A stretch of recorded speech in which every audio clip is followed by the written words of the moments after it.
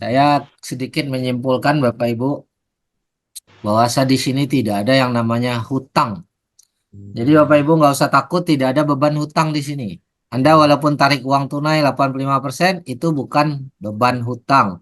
Anda dapat bantuan 10 kali lebih banyak itu bukan beban hutang.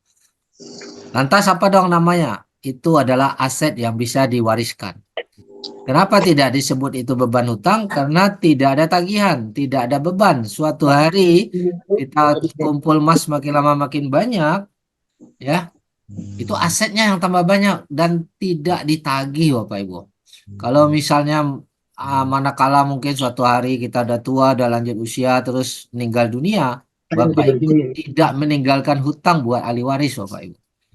Yang Anda tinggalkan adalah aset, ya. Ada bandrek di Nah, pos 3. inilah yang membedakan konsep ini Bapak Ibu. Tidak ada beban hutangnya. Pak Asrul mungkin boleh cek dulu tanya jawab yang ada di chat. Atau mungkin yang mau open mic juga silakan. Baik Pak, saya coba cek dulu ya Pak. Ya, Oke, coba kita lihat.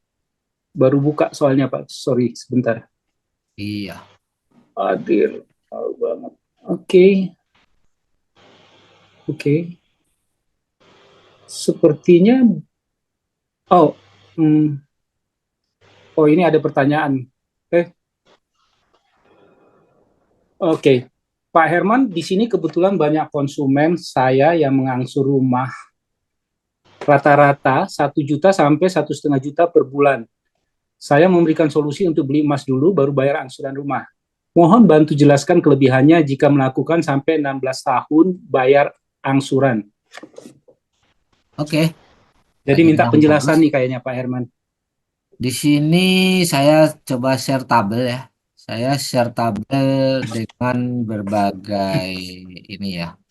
Dengan beberapa cara ya. Nah, yang pertama, seandainya kita beli satu kali aja dulu. Nah, satu kali terus kita biarkan. Contoh ya, ini contoh dulu. Sebelum saya jawab pertanyaan Ibu yang tadi, saya kasih contoh dulu. Ada orang nanya, Pak, ini kalau kita simpan lama, untung atau tidak? Mari kita lihat. Yang pertama, misalnya saya beli 10 juta, saya taruh GCA 10 juta, hanya satu kali aja, dan saya biarkan selama 1 tahun. Ya, kenaikan dalam 1 tahun itu dari 10 juta ini saya udah tarik tunai 8,5 juta. Harga emas waktu beli 1 juta. Kenaikan per tahun dianggap 10%. Oke. Nah, dari mana datang angka 10% ini? Kita lihat dari data real dari gold price ya, Bapak Ibu. Kita boleh ketik di sini goldprice.org. Ini data statistik harga emas dari tahun ke tahun terhadap rupiah. Ya, kita bicara rupiah. Dalam 1 tahun naik 10%. 5 tahun 73%. Jadi kalau 73% kita bagi rata-rata, bagi 5, jatuhnya per tahun di sini berapa? 14 ya? Setuju? 73 bagi Setuju 5. Pak, Ya. setuju. Kalau kita simpan 20 tahun, kenaikan 20 tahun terakhir dari data ini 831%. Kita ambil rata-rata per tahunnya, bagi 20, 800 bagi 20. 40. Oke, nah. Jadi sekarang saya balik ke tabel, saya buat aja 1 tahun 10% ya. Oke, kita cek tabel. Nah, di sini kenaikan 10%. Nah, berarti uang 10 juta, kalau beli 1 juta berarti dapat emas 10 gram. Karena kenaikan 10% dalam 1 tahun, berarti tahun depan harga berpotensi 1,100.000 per gram. Oke. Nah, kalau saya jual emas saya yang 10 gram ini di harga 1,100.000, maka saya jual dapat uang 11 juta Bapak Ibu. Ya, dapat uang 11 juta. Kemudian saya bayar manajemen fee 3,5% per tahun. Nah, ini. Manajemen fee-nya 3,5% dari 10 juta adalah 297.500. Maka 11 juta kurangi uang 8,5 juta yang sudah kita bawa, kurangi manajemen fee yang 297.000, maka terima uang bersih 2.200.000. Sementara uang yang tersimpan adalah 15% dari 1.500.000. Ini udah termasuk 7% keuntungan perusahaan. Masih untung nggak nih? Masih lebih nggak nih? Terima 2.200.000 uang yang ketanam Itu loh Pak, Pak 1,5 juta. bilang. Untung besar, Pak. Ya. Masih lebih. Kemarin Oke. itu digodok. Bagaimana kalau Itu satu dalam kali setahun ya? beli, Dimasak, terus saya digodok, biarkan habis itu 5 tahun? disimpan. Nah, terus Pak Kasindro bilang apa? Nah, saya biarkan 5 Mulai tahun, Bapak Ibu. jamak-jamak. Mohon itu mic-nya mungkin ya di Kirim ke Mas Pati, nanti dimasak pahitnya hilang. Oke, lanjut ya. Udah saya mute. Oke, jadi kalau 5 tahun gimana? Baru kita mau jual. Balik lagi 10 juta, tapi kita nggak beli-beli lagi. Satu kali beli terus kita biarin 5 tahun. Kita baru mau jual, Bapak Ibu. Udah tarik 8,5 juta, harga beli awal rata-rata harga waktu beli 1 juta. Kenaikan saya anggap tetap 10%. Anggap 10% dulu karena tadi di data statistik sebenarnya 14% ya. Nah, berarti 5 tahun, kalau per tahunnya 3,5 berarti manajemen fee yang saya harus bayar 5 kali 3,5 kan, 17,5 kan. Inilah manajemen fee-nya Bapak Ibu. Nah, 5 tahun ke depan, kalau harga naik 10% per tahun, berarti 5 tahun ke depan harga emas kita jual 1,5 juta. Kita jual lah yang 10 gram ini seharga 1,5 juta, dapat 15 juta, kembalikan 8,5 juta yang udah diambil, kebayar manajemen fee, maka masih ada nilai bersih 5 juta. Sementara uang yang tersimpan 1,5 juta. Untung nggak? Lebih besar nggak untungnya nih, makin lama disimpan? ya. Makin besar. Karena, Ya, makin besar. karena kenaikan harga emas tadi, Bapak Ibu. Ya. Bagaimana kalau 20 tahun, Bapak Ibu? Ya, ini malah dapatnya 15%, padahal kita hitung kenaikan hanya 10%. Padahal tadi di goldprice.org ini harusnya 40% per tahun ini. 800% bagi 20, 40% harusnya per tahun. Karena data yang sudah terjadi seperti ini, tapi saya ambil angka 10% aja tetap. Ya. 20 tahun berarti kita bayar manajemen fee-nya itu 3,5 kali 20, yaitu 70% dari uang 8,5 juta yang kita bawa. Nah, masih ada lebih, makin banyak Bapak Ibu. Nah, bagaimana kalau ilustrasinya sekarang? Ini saya masuk jawab pertanyaan Ibu tadi. Bagaimana kalau setiap tahun? Nah, setiap tahun tadi katanya dia cicil rumah Setiap 1,5 bulan, juta. Pak. Setiap bulan. Tiap bulan, Ya. Pak. Oh, Jadi dia setiap bulan. Setiap Ya, bulan 1,5 juta. Iya, Betul, Pak, jadi betul. rata-rata konsumen itu mengangsur 1 juta sampai 1,5 juta. Selama Saya berapa sudah tahun? sarankan selama 16 tahun. Oke, saya catat ya, 1,5 juta. Saya buat di sini 16 tahun. Setiap mau bayar cicilan itu, kalau cicilannya 1,5 juta berarti dia perlu uang 1,5 juta dong ya.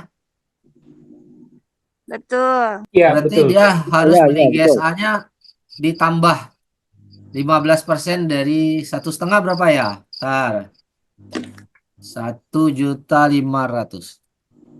ditambah 18 atau 15%. 19 225 gitu. ya? Satu Hitung 725. pas. Hitung pas aja. 1,600 1,6,725. 1725, Pak. 1725. 1725. 1725. Iya. Masih belum nih, masih 1,4 dia dapatnya. 1,8 lah ya. 1,8 lah. 1,9. Lebih pula. Nggak apa, Ya, anggap lebih kurang 1,8 lah. Anggap aja 1,8 selama 16 tahun. Setiap ambil 1,8 dia tarik balik 1,5 untuk bayar cicilan rumah, ya kan? Dan ini berjalan 16 tahun Bapak Ibu. Nah, kalau 16 tahun itu berapa sih? Nah, mari kita lihat ya. Ini harga beli rata-rata 1 juta. Harga emas yang dapat setiap transaksi 1,8 gram. Total emas yang dia kumpulkan selama 16 tahun ini, ya ini tahun ya, 345 gram Bapak Ibu. Jadi per gramnya hanya 1,8, per bulannya 1,8. Selama 16 tahun sudah terkumpul 345 gram. 10 tahun ke depan, 16 tahun ke depan, kalau kita ilustrasi harga naik rata-rata 10% saja, maka harga 16 tahun ke depan adalah 2.600.000. Mungkin nggak 1 juta sekarang 16 tahun lagi harga emas jadi 2.600.000? Mungkin banget, Pak. banget. Mungkin. Iya ya. Maka kalau kita jual yang 345 gram ini seharga 2.600.000, maka harga penjualannya 898 juta. Potong manajemen fee 3,5%, tetapi di sini 3,5% bukan dikali 16 tahun. Kenapa? Karena kita beli emasnya kan tidak satu kali. Kita beli emasnya setiap bulan. Beli emasnya juga diansur. Sehingga manajemen fee-nya tidak 10 tahun. Manajemen fee di tahun pertama anggaplah 16 tahun. Di tahun pertama. Tapi manajemen fee yang beli emas di tahun kedua kan udah nggak 16 tahun. Bebannya 15 tahun. Manajemen fee yang beli di 1 tahun terakhir kan bebannya cuma 1 tahun. Maka ini sudah ada rumusnya untuk pembelian setiap bulan hanya 73 juta. Nah, kalau kita jual dapat 898, balikkan uang tunai yang udah diambil selama 16 tahun ini 293 juta, bayar manajemen fee, maka masih terima kembali uang 530 juta. Bapak Ibu. Harga Sementara uangnya emas juga kan tersimpan, tiap tahun naik, Pak Herman. ya ini kan Jadi udah nggak 1 dinaikkan juta 10% tahun. tiap tahun juga. Ini Jadi, kita udah Pak, tambahkan Hitung-hitung nilainya gampang aja ini. 10% Kalau saja. mau hitung detail, hitung sendiri lah. Ya, ini benar, kita ya, benar, nggak benar. maksudnya bisa detail. Ini kan harga emas tuh kan naik turun.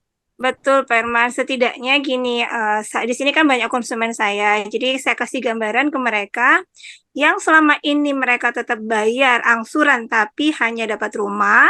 Sekarang bagaimana mereka membayar angsuran rumah tapi bisa mempunyai emas yang akhirnya mungkin nanti bisa renovasi rumah gitu loh, Pak. Iya, inilah uang yang diterimanya 530. Ini sekali lagi ini ilustrasi ya. Jadi Bapak Ibu nggak bisa minta angka tepat ya. Angka ini bisa di bawah, bisa di atas, tergantung pergerakan harga emas. Ya, kalau kita bicara lihat kenaikan harga emas di sini, ini 20 tahun juga sekian. Makanya kita ambil rata-rata 10% aja. 16 tahun harusnya nih, boleh saya tulis di sini kalau 16 tahun itu harusnya bisa ditulis ini 15% kenaikannya juga. Ya, tapi kita ambil netralnya 10% aja. Karena tadi ada yang bilang kan waktu belinya harga emas bisa jadi lebih tinggi juga. Yes, bisa Ya, jadi betul, seperti itu. Ya kan? Tapi tetap jawabannya tetap hasilnya profit atau minus. Itu aja yang penting loh. Profit. Nah, cuma profitnya berapa? Ini sekali lagi ini judulnya adalah ilustrasi Bapak Ibu. Ya, bukan angka pasti nanti tanggal sekian 16 tahun lagi pasti terima segini. Enggak juga. Bisa lebih atau bisa kurang. Tergantung daripada saat kita beli. Tapi yang penting kita konsisten belinya Bapak Ibu. Ya, jadi saya lihatkan tabel ya. Harga emas itu kan dia tidak pasti setiap tahun dia naik Bapak Ibu. Ya, mari kita lihat dulu ya. Biar kita paham. Saya paham nih dengan pertanyaannya. Karena ilustrasinya, wah harga tiap tahun naik. Siapa bilang harga tiap tahun naik? Kalau Anda beli di sini nih, ya, Anda beli di sini, dapat emas. Belum muncul. Tarik Belum uang muncul, tunai Bang. balik. Oh, belum muncul, sorry. Saya share screen lupa nih. Oke, kita balik nih, share screen. Udah terlihat? Share Ya, screen. oke. Oke. Kita bilang harga rata-rata sekarang Bapak Ibu. Harga rata-rata sekarang 1 juta misalnya. Ya. Ini Anda beli nih bulan Maret 2022. Ya. Ini di harga 1 jutaan. Apakah tiap tahun dia naik? Enggak, kita Tidak beli ini selalu. tiap bulan Bapak Ibu. Hmm. Bulan depan mungkin di sini kita beli. Lebih murah nggak? Lebih murah apa lebih mahal? Lebih Lebih murah. murah. Lebih murah. Jadi tidak selalu beli emas itu lebih mahal. Sini beli lagi. Lebih murah juga daripada di sini, tapi lebih mahal daripada sini. Terus turun lagi sini beli lagi. Lebih murah lagi nggak? Lebih murah lagi. Ini lebih murah lagi nggak? Ya, lebih murah. Di sini tetap lebih murah daripada yang 1 juta. Turun lagi, lebih murah lagi nggak? Naik sini Iya, lebih mahal. Ini lebih mahal dari sini, tapi dibandingkan di harga awal lebih murah. masih lebih murah. Kenapa nih? Makin banyak juga murahnya Bapak Ibu. Jadi tidak bisa kita bilang selalu setiap kita beli harga tambah tinggi. Enggak juga. Karena konsisten ya. Nah, jadi terus naik naik naik naik ya nggak masalah. Naik lagi, balik lagi ke harga sekarang. 3 tahun masih bolak-balik harga tertinggi 1 juta.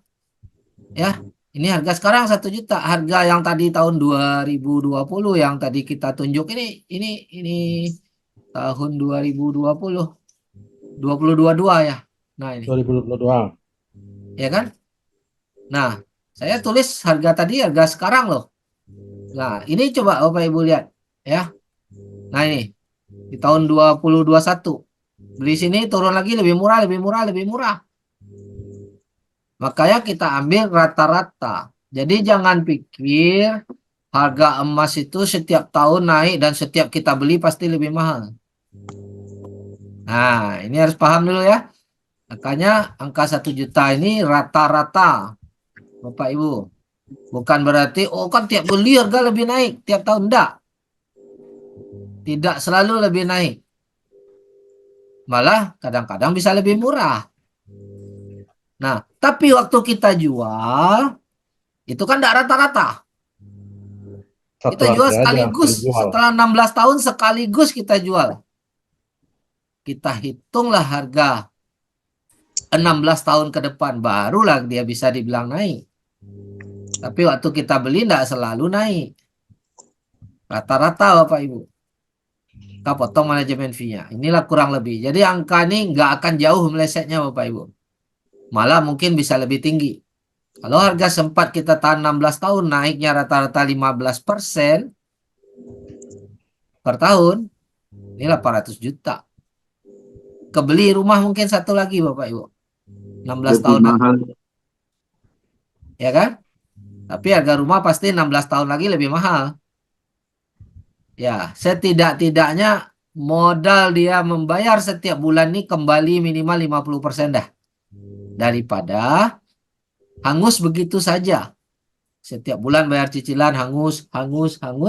Mendingan jadikan emas, tarik lagi, bayar. Berhemat aja 15% Bapak Ibu. Ya, tapi hasilnya nanti kita nikmati 16 tahun lagi. Ya, boleh dibilang satu rumah kembali atau setengah rumah itu kembali. Nah, itulah. Mudah-mudahan terjawab ya.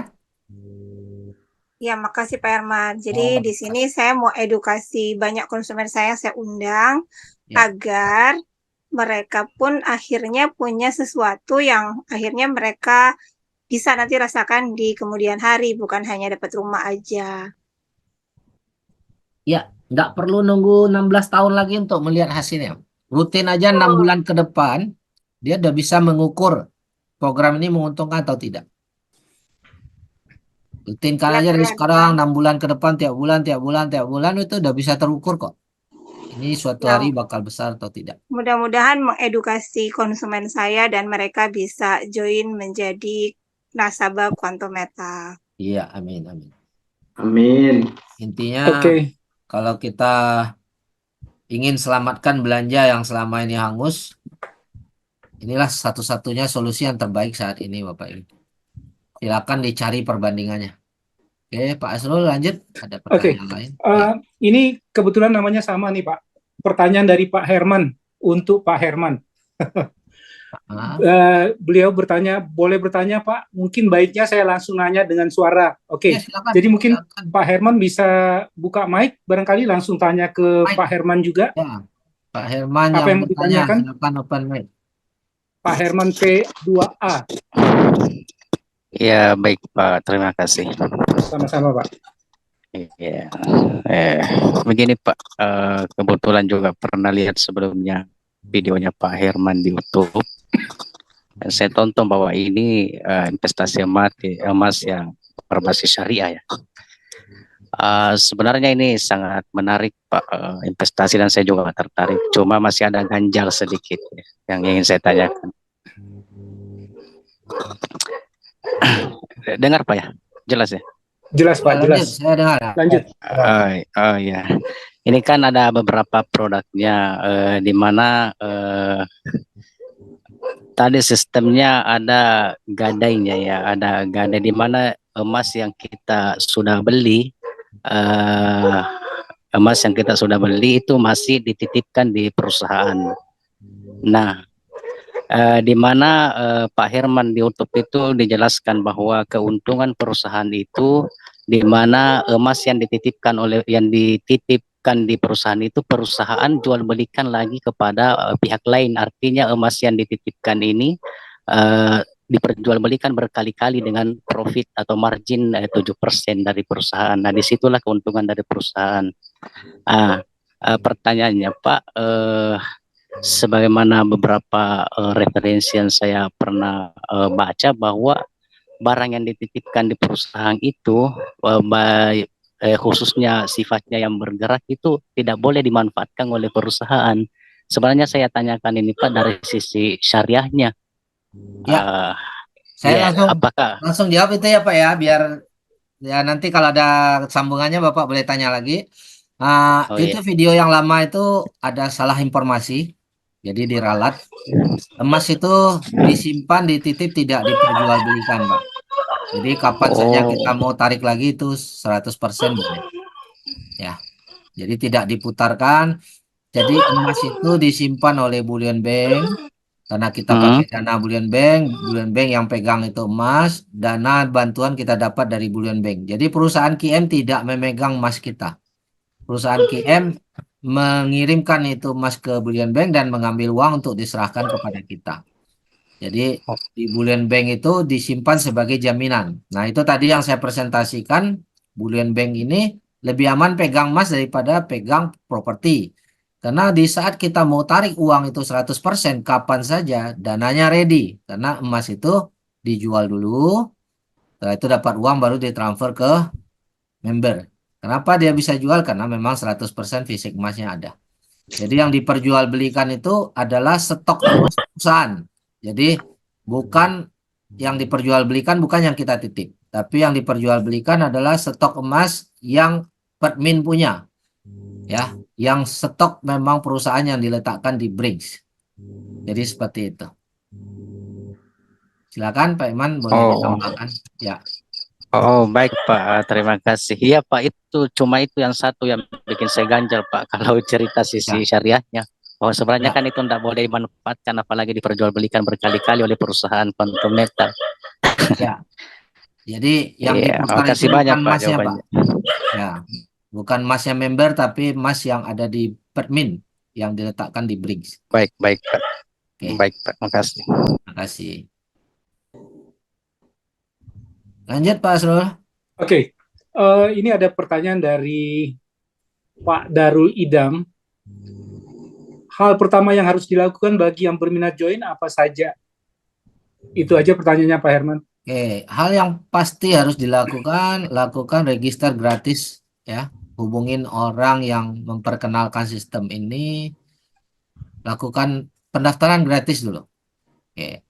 Setelah itu Bapak Ibu lakukan KYC, data diri harus lengkap sesuai KTP untuk di-approve oleh manajemen. Ingat, ini bisnis resmi diawasi oleh negara, kita harus lampirkan data sesuai KTP. Ya, rekening bank juga dilampirkan untuk penerimaan dana, harus sesuai KTP juga. Jadi, tidak bisa kita daftar asal-asalan. Satu KTP hanya bisa satu akun saja di sini. Jadi, itu yang harus dilakukan. Setelah itu, silakan mau mencoba GAE dulu, GCA dulu, belajar dulu. Itu nanti ada video-video tutorial yang bisa kita bagikan untuk dipelajari. Oke, pastinya register aja dulu, karena register tuh gratis Bapak Ibu. Masalah Bapak Ibu mau beli kapan, mau besok, mau tahun depan, tidak ada masalah. Ya, Kita hanya mengedukasi, mau belinya segera silakan, mau belinya nunggu 10 tahun lagi juga silakan, nggak ada masalah. Ya namanya jual beli tergantung kita kan. Nah, cuman supaya kita bisa memahami sistem ini, kita register dan kita login ke dalam sistemnya. Dan kalau perlu, minta sama orang yang mengundang Anda, minta lihat, kamu udah transaksi belum? Saya mau lihat dong, udah berapa kali GCA-nya, gimana tabungannya kayak mana. Nah, silakan aja Bapak Ibu berhak meminta melihat orang yang mengajak Anda sudah bertransaksi atau belum. Ya, silakan. Itu yang harus dilakukan. Oke, lanjut Pak Asrul. Oke, pertanyaan selanjutnya dari Pak Eko Yuwono.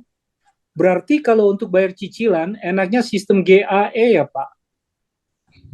Untuk mana? Untuk bayar berarti kalau untuk bayar cicilan, enaknya sistem GAE ya Pak? GCA dong. Karena GAE itu kita jual beli, kita nggak bisa langsung tarik tunai Pak. Sementara kalau cicilan kan tiap bulan tuh pasti ya. Kalau GAE kita beli dulu, harus tunggu harga naik di atas 3% baru kita jual. Baru uang kita kembali dan dapat keuntungan. Nah, kalau misalnya dalam 1 bulan belum untung, uang Bapak kan masih nyangkut tuh. Ya, masih floating ya, masih terpending. Nah, tapi kalau GCA hari ini bayar, beli emas, tarik langsung, besok udah masuk ke rekening. Udah bisa bayar cicilan. Gitu. Jadi berbeda ya tujuan GAE dengan tujuan GCA itu berbeda Bapak Ibu. Seringkali saya dapat pertanyaan membandingkan mana yang lebih menguntungkan. Nah, dua-duanya menguntungkan, tujuannya berbeda. Yang pertama, GCA ini menyelamatkan belanja hangus. Nah, artinya gini, setiap hari kita belanja atau setiap bulan kita belanja, uang kita kan hangus, nggak balik. Tapi dengan GCA, kita punya tabungan emas, yang mana kita gunakan uang yang tadinya akan dibelanjakan. Jadi sebelum dibelanjakan kita pakai dulu uang itu beli emas, baru kita tarik uang tunai 85%, baru kita belanja. Nah, saya juga pernah dapat pertanyaan nih, Pak katanya beli emas tanpa uang lebih Pak. Ini ada orang mau berangkat umroh, kalau dia GCA kan berkurang dong uangnya, dia harus nambah dong. Nah, ini pertanyaan yang bagus juga sebenarnya Bapak Ibu. Saya boleh jelaskan hari ini. Konsep GCA ini bisa dipraktekkan untuk beberapa. Yang pertama tadi belanja hangus. Konsep belanja hangus ini kita bilang tanpa uang lebih. Loh, kenapa tanpa uang lebih? Karena sebelum kita belanja, uang yang tadi mau dibelanjakan belikan emas. Artinya tidak harus uang lebih, tapi dari uang belanja. Terus dapat 85%. 85% inilah Anda belanjakan. Artinya tidak perlu uang lebih, tapi Anda hanya perlu berhemat belanjanya. Hematlah 15%. Ya, jadi tidak perlu uang lebih. Nah, berbeda dengan konsep kalau ingin bayar cicilan rumah, nah itu memang perlu tambah uang lebih 15%. Atau tadi yang ingin pergi umroh, itu beda konsep. Ya, sebelum dia umroh, dia GCA kan, tapi dia tambah 15% supaya dia bisa lunasi uang umrohnya. Nah, jadi uang lebihnya hanya butuh 15%. Tapi kalau uang belanja dapur, uang belanja bulanan, itu Bapak Ibu nggak perlu nambah uang lebih, Bapak Ibu cukup berhemat 15% aja setiap bulan. Supaya Bapak Ibu punya tabungan emas. Ya.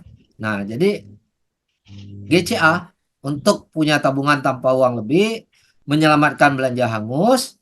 Kalau GAE itu untuk jual beli Bapak Ibu. GAE itu kita dagang. Kita beli di harga murah, kita jual di harga tinggi.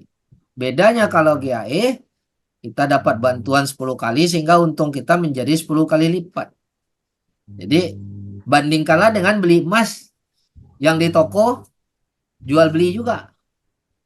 Nah, di toko nggak ada bantuan 10 kali, untungnya minim sekali Bapak Ibu. Hampir dibilang tidak ada untung.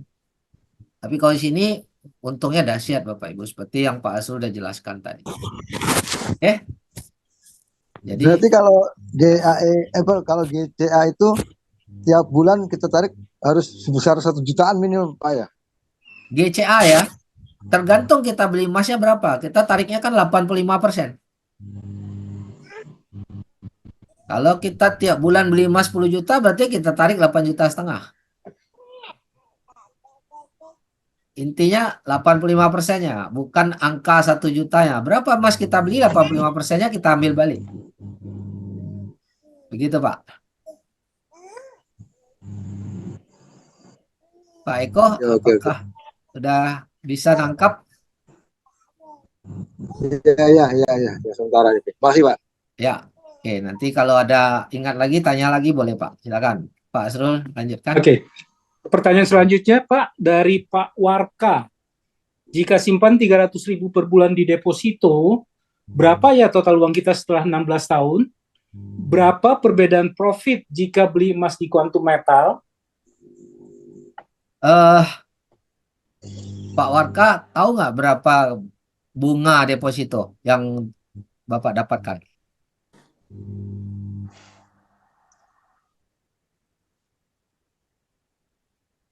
Apakah deposito Bapak bisa tarik lagi 85%-nya? Nah, berarti gini ya. Kalau kita taruh deposito itu dia sistemnya nggak per bulan kita taruh ya. Mungkin yang dimaksud nabung di bank ya. Kalau deposito itu kita langsung taruh 100 juta, 50 juta, kita biarin di kontrak itu di lock itu dikunci. Misalnya kontrak 6 bulan, kontrak 1 tahun, 2 tahun, itu nggak bisa ditarik. Tapi kalau tabungan dia bisa ditarik ya. Nah, kalau 300.000 per bulan ya jatuhnya tabungan Bapak Ibu. Cek aja tabungan Bapak Ibu, 300.000 per bulan dapat apa? Habis ini buat uang admin saja nih. Kalau di tabungan Pajak, admin. ya nggak ada kelebihannya. Tapi kalau kita taruh di QM ya ikuti kenaikan harga emas seperti ilustrasi tadi aja. Ya. Nanti tabelnya boleh diminta sama yang mengundang, Bapak Ibu tes-tes sendiri aja kalau 300.000 sebulan berapa ya. Lanjut Pak. Oke, baik. Pertanyaan selanjutnya dari Pak Rahman, Pak. Mau tanya tentang fatwa MUI dan izin OJK-nya, adakah? Oke, ini pertanyaan yang setiap minggu selalu ada nih dan saya tetap akan jawab. Makanan itu. Saya tetap akan jawab karena banyak orang yang sering nanyain OJK karena tidak tahu tentang peraturan yang sebenarnya tentang bisnis ini ya. Nah, kita lihat dulu peraturan Bapepti Emas Digital. Layar udah kelihatan ya? Belum. Nah, ini. Oke. Udah terlihat nih layarnya? Udah. Kelihatan. Sudah, Pak. Sudah. Nah, kita baca dulu latar belakang. Ini peraturan dari negara ya. Dari websitenya bapepti.go.id. Bukan dari websitenya QM ya. Nah, saya langsung baca ringkasannya aja. Nanti lengkapnya Bapak Ibu bisa download sendiri ya. Nah, OJK dalam hal ini akan menyerahkan pengaturan aset kripto dan komoditi fisik emas digital pada Badan Pengawas Perdagangan Terjangka. Oke, ada gangguan dikit kita mute.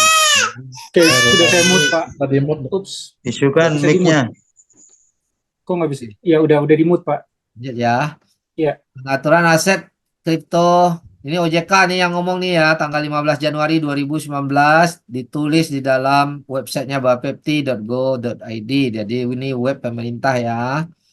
Nah, bahwasa OJK menyerahkan pengaturan aset kripto ini dan komoditi fisik emas digital kepada Badan Pengawas Bapepti atau Kementerian Perdagangan Bapak Ibu ya.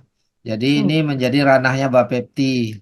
Bagi perusahaan yang sedang dan telah mengajukan permohonan kepada OJK akan dikembalikan kepada Bapepti sebagai otoritas atas kedua topik di atas. Ya, OJK akan mengarahkan perusahaan tersebut agar berkonsultasi dan mengikuti peraturan yang dikeluarkan oleh Bapepti. Oke, jadi ranah ini bukanlah ranahnya OJK, tapi OJK udah menyerahkan ke Bapepti. Nah, lantas Apa peraturan si Bapepti ini? Nah, ini Bapak Ibu boleh baca semua secara lengkap ya. Persyaratannya ini memang sangat komplit, sangat banyak, sehingga tidak ada yang berhasil mengurus di bawah 1 tahun, Bapak Ibu. Rata-rata 2 tahun lebih. Bahkan ada perusahaan yang dari tahun 2019 ini sudah ngurus sampai sekarang belum keluar izinnya. Karena banyaknya peraturan yang memang. Nah, saya bacain aja nanti peraturan ini Bapak Ibu akan temukan di sini semua ya. Saya hanya bacakan secara ringkas. Yang pertama, semuanya harus terdaftar dan tercatat di bursa berjangka. Nah, untuk masuk ke bursa berjangka ini dan lembaga clearing ini, itu prosesnya yang pertama audit keuangan perusahaan Quantum Metal. Nah, kita udah lolos itu dari tahun 2022 ya, audit keuangan.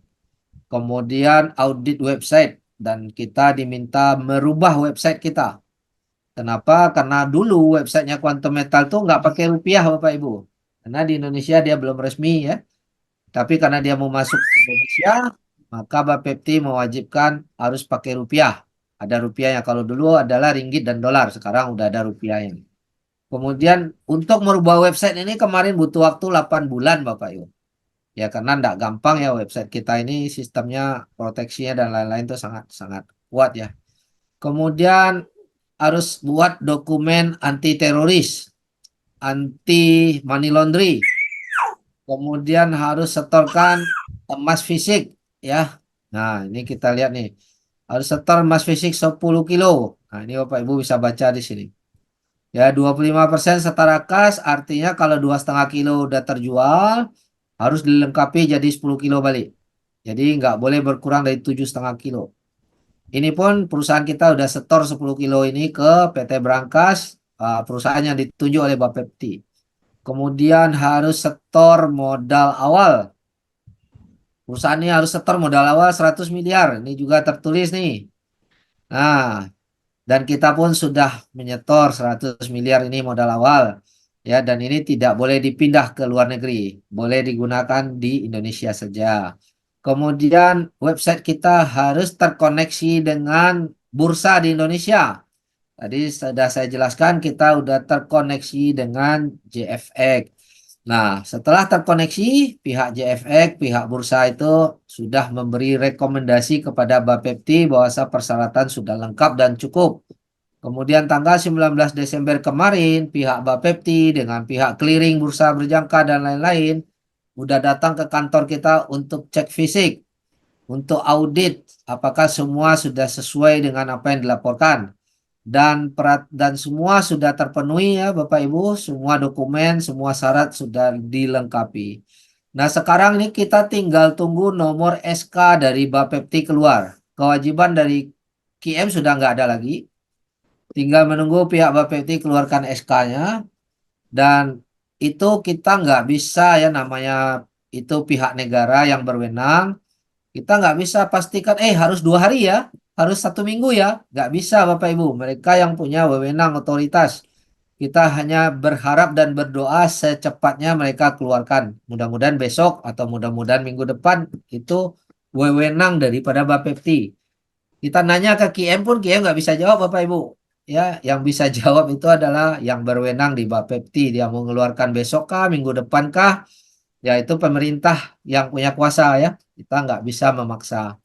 Jadi kita hanya berdoa, intinya semua tugas, semua kewajiban Quantum Metal 100% sudah clear. Ya, sudah tidak ada kekurangan. Jadi hanya menghitung hari, mudah-mudahan secepatnya Bapepti mengeluarkan nomor izinnya. Oke? Hanya menghitung hari Bapak Ibu. Ya, tadi pun saya sudah tanya dengan Pak William sebagai country manager. Pak William, ya bayangan dari Pak William ini bayangan ya, bukan kepastian ya, karena kepastian itu dari orang Bapepti ya. Pak William berharap kemungkinan, nah ini info-info atau bocoran dari orang dalam lah ya. Kemungkinan butuh 7 hari lagi atau 1 minggu lagi dah Pak katanya. Ya udah, kita tunggulah 1 minggu lagi. Kita doakan aja bersama Bapak Ibu. Ya, karena ini bukan QM yang mengeluarkan ya, tapi pemerintah. Ya, tentunya kita nggak bisa paksa pihak pemerintah ya. Kita tunggu, kita doakan aja secepatnya. Amin. Lanjut Pak. Mudah-mudahan Oke. terjawab tentang OJK dan tentang MUI ya. Iya. MUI baru akan melakukan analisa lagi, memeriksa lagi sesuai dengan syariah setelah Bapepti keluar Bapak Ibu. Jadi MUI tidak boleh melangkahi Bapepti. Tetapi dari syariah internasional kita sudah dapat sertifikat.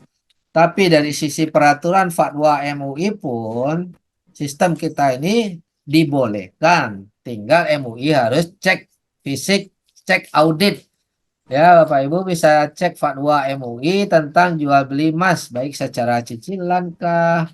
Ya, kita boleh lihat di ini ya. Fatwa MUI.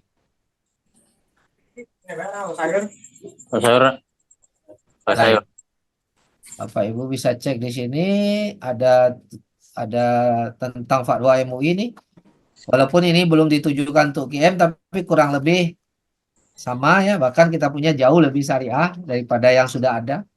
Tapi Bapak Ibu nanti detailnya boleh baca nih hadis-hadisnya, dalil-dalilnya, tapi saya hanya bacakan kesimpulannya biar nggak kepanjangan ya. Nah, saya hanya bacakan kesimpulan. Memutuskan fatwa jual beli emas secara tidak tunai. Nah, dulu kan ada tuh orang bilang, oh jual beli emas tunai ini, jual beli emas ini harus tunai, harus tangan ke tangan, tangan kanan membayar, tangan kiri menerima. Tetapi sekarang fatwa menyatakan secara tidak tunai. Hukumnya itu boleh Bapak Ibu. Ya, jual beli emas tidak tunai, baik melalui jual beli biasa ataupun jual beli murabahah, hukumnya boleh. Selama emas tidak menjadi alat tukar resmi seperti uang. Karena sekarang emas ini kan bukan uang. Emas ini sekarang komoditi. Sama seperti barang dagang, seperti beras, seperti minyak, ya. Jadi tidak berlaku hadis yang mengatakan harus tangan ke tangan itu, kecuali dia berlaku sebagai uang. Kalau dulu emas itu dinar dirham itu uang ya Bapak Ibu, maka harus tukar menukar antara emas dinar dirham itu harus tangan ke tangan dan tidak boleh dilebihkan nilainya. Oke, misalnya 10 gram mau tukar dengan 1 gram ya 10 biji 1 gramnya nggak boleh dilebihkan. Sama dengan tukar uang 100.000 saya mau tukar dengan uang 10.000 ya tukar 10 lembar uang 10.000 nggak boleh minta lebih. Nah itu hukumnya. Tapi kalau sekarang emas ini adalah komoditi barang dagang, maka fatwa MUI menyatakan ini boleh ya. Nah contoh udah ada nggak perdagangan emas yang cicilan di Indonesia? Ada Bapak Ibu, boleh ke Pegadaian, boleh ke Bank Syariah ya. Pegadaian juga Bapak Ibu datangi yang sudah ada label syariahnya. Itu mereka melakukan transaksi tidak tunai. Ya. Iya. Dan hukumnya boleh dan itu ada sertifikat syariahnya. Sementara mereka nagih cicilan Bapak Ibu. Kalau nggak cicil, barang Anda dijual paksa di lelang. Mana yang lebih syariah dengan sistem kuantum metal yang tidak tagih cicilan sehingga itu tidak menjadi beban utang? Lebih sari kuantum Jadi metal. saya kuantum metal, Nah, Pak. bisa ya kuantum metal. Kita nggak perlu jadi ahli fikih, nggak perlu ahli hadis-hadis ya. Dari secara umum orang awam aja kita berani jawab, oh lebih syariah kuantum metal dong. Walaupun kita nggak ngerti hadisnya, ya kan? Nah itulah kira-kira Bapak Ibu kalau menjawab. Tapi kalau mau nunggu Dewan Syariah MUI, Dewan Syariah Nasional, kita tunggu setelah Bapepti. Kuantum metal pasti akan kembali menghubungi MUI karena sudah pernah kuantum metal menghubungi MUI. Saat itu saya hadir dalam pertemuan dengan orang MUI itu, tapi memang mereka sudah berikan arahan, tapi mereka nggak bisa melampaui atau melangkahi Bapepti. Ya, jadi negara ini kan ada aturan step by step yang harus kita ikuti. Tapi QM pasti, saya berani pastikan akan minta MUI juga punya keluarkan sertifikatnya. Tinggal nunggu waktu aja, ya. Oke, lanjut Pak. Oke, selanjutnya pertanyaan dari Pak Nizar, Pak Herman. Kalau transaksi GCA-nya malam hari, apa bisa? Bisa. Dan 85%-nya masuknya besok pagi ya Pak? dari yang sudah terjadi, masuknya itu selalu jam 11 ke atas. Karena clearing lewat Bank Indonesia. Bank Indonesia tuh jalan clearingnya jam 11 ke atas sampai jam 4 sore atau jam 3 lah biasanya. Jadi paling lambat tuh kita tunggu tuh biasanya jam 4 itu udah masuk. Ya. Nah, tapi secara peraturan tertulis, Quantum Metal tidak mau menjanjikan hari ini GCA besok masuk enggak. Tetap dia tulis 1 sampai 14 hari kerja. Takutnya ada gangguan dari sistem bank mungkin kayak kemarin dari pihak Bank Mandiri virtual account-nya bermasalah sehingga banyak transaksi yang tidak tercatat. Nah, jadi dia menjanjikan 1 sampai 14 hari kerja walaupun prakteknya pagi subuh kita GCA jam 12 biasanya udah masuk tuh. Nah, tapi tetap dalam perjanjiannya 14 hari kerja. Oke, lanjut. Oke. Pertanyaan selanjutnya dari Pak Wahyu. Terima kasih. Ya, ada Ada yang masih kurang jelas tadi Pak Eko? open mic kah? Atau mau Oke. bacain dulu? Masih ada pertanyaan yang di Izin ruang dulu. chat ini Pak, mau diselesaikan dulu atau mau Ya, open mic Boleh, sekarang? boleh. Baca chat dulu, baru nanti kita lanjut. Oke, kalau gitu kita lanjut dengan pertanyaan Pak Wahyu dari Jogja. Jika beli emas lalu masuk GSA 100 juta, lalu 1 bulan kemudian butuh 10 juta dengan GCA, berapa terimanya? 85% atau 93%? Bapak beli emas 100 juta, tapi nggak langsung ditarik. Baru bulan depan mau tarik. Iya, 10 Terserah juta. mau tariknya 10 juta, masuk 10 juta. Mau tariknya 5 juta, masuk 5 juta. Mau tariknya 70 juta, masuk 70 juta. Maksimalnya 85 juta. Dari 100 juta itu 85% maksimalnya. Seperti itu. Oke, jelas ya Pak Wahyu jawabannya. Ya. Kemudian pertanyaan dari Bu Holis Nurjam, Pak Holis atau Bu Holis nih, Nurjaman. Kalau dicicil tiap 2 hari sekali 250.000, jika sudah nyampe 10 gram, apakah bisa ditukar GAE 10 atau GAE 5? Bisa, Ibu boleh beli GAE 10 atau beli GAE 5, bayar pakai GSA bisa. Tapi itu cara yang tidak menguntungkan. Kenapa? Karena kalau kita beli GSA, kita kena selisih 7%. Nanti bayar lagi GAE 10, kena lagi 3%. Jadi double.